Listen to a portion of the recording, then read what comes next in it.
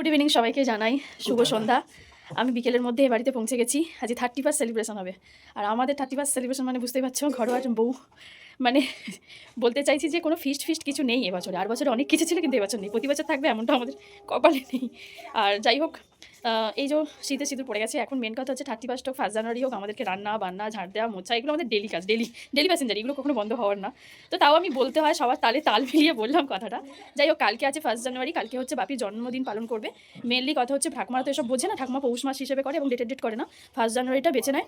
তো ওই দিনকে করে, তাই আমি 1 জানুয়ারিটাই বললাম। পৌষ মাসে ভালো একটা দিন দেখে করে। এবার যেহেতু কালকে বৃহস্পতিবার পড়ে গেছে, কালকে করবে বলে ঠিকও করে ফেলেছে অনেক আগে থেকে। তার উপরে আবার আমাদের বাড়িতে এবাড়িতে আর কি লক্ষ্মী পুজো রয়েছে, তো কালকে আমাদেরকে নিরামিষ খেতে হবে, কিছু করার নেই। লক্ষ্মী পুজোটা যদি না থাকতো তাহলে মা আমাদেরকে কিন্তু, ছেলে মেয়েদেরকে কিন্তু কিছু করে না, সবাইকে সব কিছু যে যা পারে খাওয়ায়, মানে নিরামিষ হোক আমিষ হোক খাওয়ায়, মায়েরা খায় না।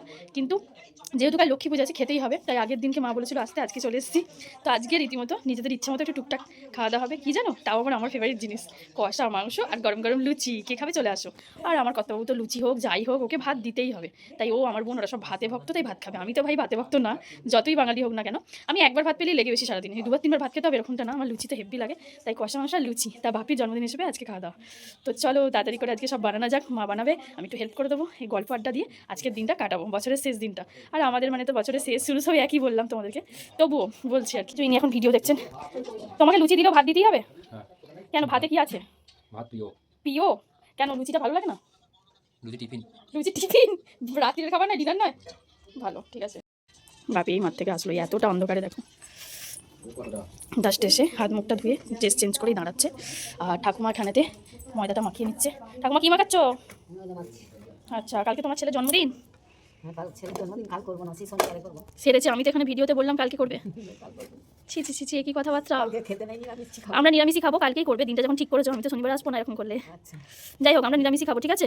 এই যে লুচি খাচ্ছ এদিকে খুশি, ঠিক আছে? যাই হোক, ঠাকুমা লুচি খাবে, লুচির জন্য মজা মারছে। মা কি করছো, চা করছো?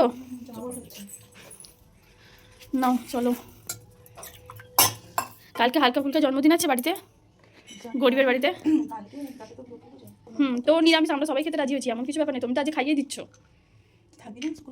কেন, সমস্ত কিছু কেটে রেডি করা হয়ে গেছে। দেখিয়ে দিই তোমাদেরকে, এখানে চিকেনটা ধুয়ে পুরো রেডি করা রয়েছে। কষিয়ে নেওয়া রান্না হবে, তার জন্য পুরো প্রস্তুত, মানে রেডি ফেডি করা রয়েছে উনুনে, পুরো কড়া বসানোই আছে। আগে চাটা হয়ে যাক, চায়ের আড্ডাটা মিটে যাক, তারপরে রাতে রান্না হবে, তাই তো? এখন বসে গেছে চা।